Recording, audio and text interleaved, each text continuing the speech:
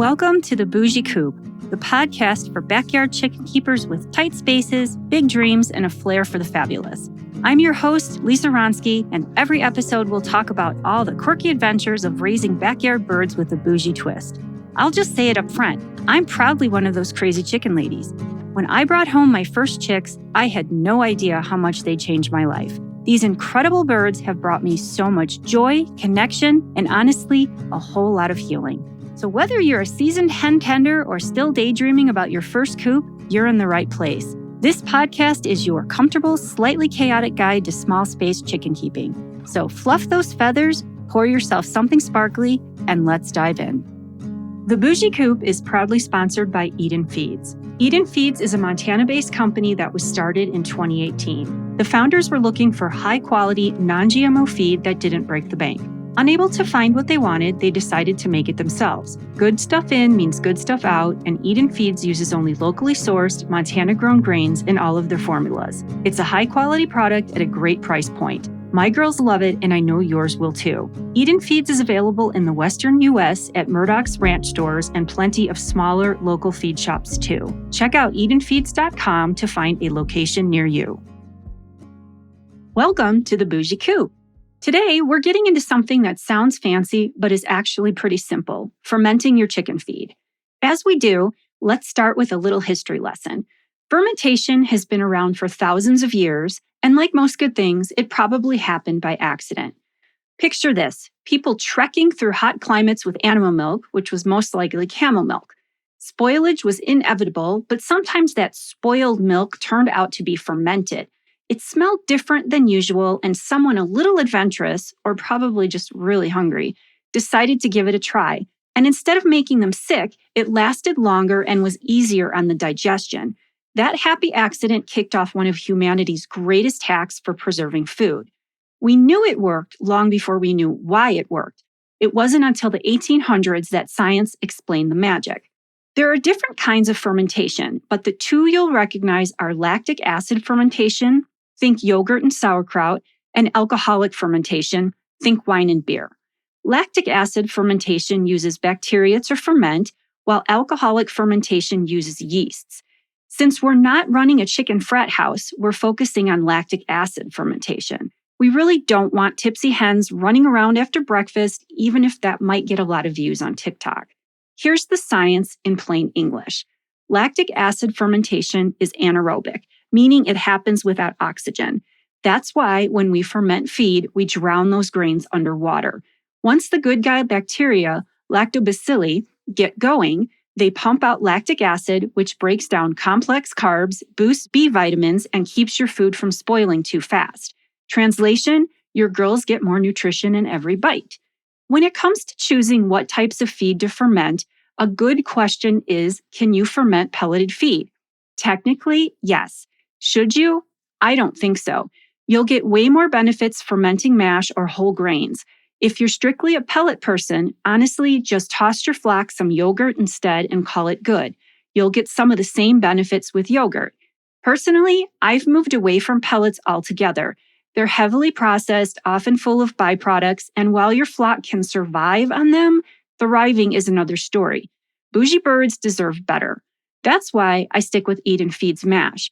I know the ingredients, I know the quality, and I know my girls are living their best feathered lives. If we can feed our girls yogurt and get some of the same benefits as feeding fermented feed, why bother fermenting at all? Because fermenting mash is where the magic really happens. Grains are built to last. They've got a tough bran coating and sometimes even a hull for extra protection. Chickens have to grind them down with grit in their gizzards in order to get to the nutritional part of the grain, but fermentation softens and pre-digests those layers, making nutrients easier to access. The perks? Fermented feed stretches your dollar because your flock eats less while getting the same level of nutrition from their feed. Bougie doesn't mean blowing cash. It means working smarter, not harder. Some say chickens eat less fermented feed just because it's water heavy, but that's not the case. They're getting nutrients more efficiently, so they don't need to eat as much. Plus, when feed is wet and sticky, they can't as easily sort through it to only eat their favorites. Less waste equals more savings. Another bonus is those fine vitamin and mineral particles in mash actually cling to the wet grains instead of sinking to the bottom of the feeder. Your flock eats it all like the good little bougie queens they are. Further, let's talk gut health here, because a healthy gut is a healthy bird. Fermented feed is loaded with both prebiotics and probiotics, giving your hens the tools to resist parasites and stress. Probiotics are the good guys, and we want them running the show in the gut. I'll drop some research links in the show notes for those who want to nerd out, but here's the short version.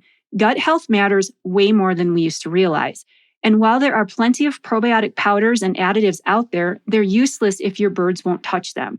I've had hens flat out refuse doctored up feed or water. But fermented feed, once they're used to it, they go crazy for it. I do start my babies in the brooder on fermented feed so they get used to it as chicks.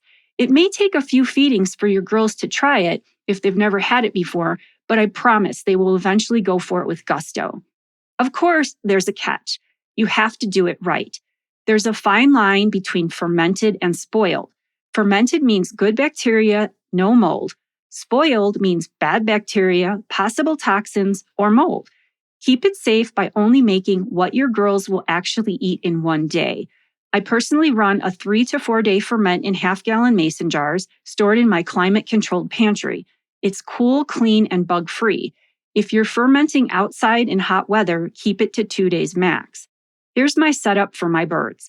3 to 4 half-gallon mason jars, linen squares and rubber bands or chic elastic banded covers from Amazon. Apple cider vinegar with the mother, it has to have the mother.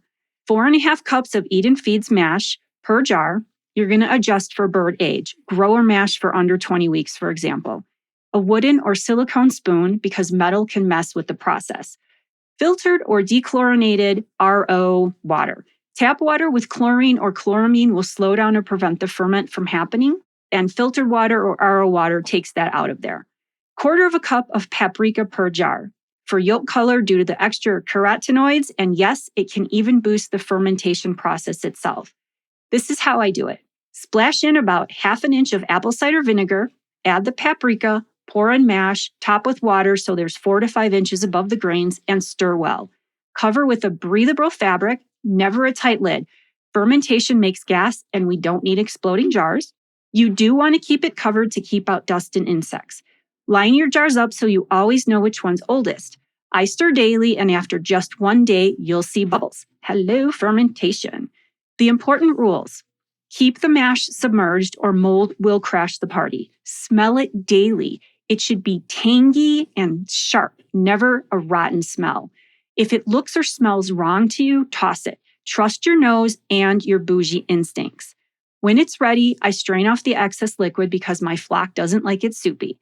I serve it in shallow feed pans, sometimes sprinkle in a little herbal mix, because spa vibes obviously, and let the girls go to town. By evening, the pans are usually spotless or close to cleaned out. In late afternoon, I'll open the dry mash feeders for a couple of hours just to give my girls some variety and toss any leftover fermented mash. Yes, it takes a little daily effort, maybe 20 minutes total, but the payoff? Nice golden yolks, glossy feathers, solid egg production, and less money spent on bags of feed. My hens are healthy, happy, and thriving, and honestly, that's the bougie dream. It really is that easy, and you don't have to buy extra stuff to do it, just use what you have on hand. And that's it. I hope this episode has given you the info and the confidence to try fermenting feed for your flock. Start small and see how it goes. Just ferment a cup at first. And if you decide fermenting isn't for you or your girls, plain yogurt is going to give you some of the same benefits, but won't reduce your feed bill. Just be sure not to feed too much yogurt at once because it can cause some loose poops due to the dairy. Thanks for listening. Please share my podcast with anyone you think would like to take a listen, and always remember the golden rule of the bougie coop. Function comes first, but beauty should never be optional. Got questions? Hit me up at thebougiecoop@gmail.com. And don't forget to follow The Bougie Coop on Instagram and TikTok for more behind the scenes and chicken glam shots. Thanks for joining me, and until next time, stay bougie.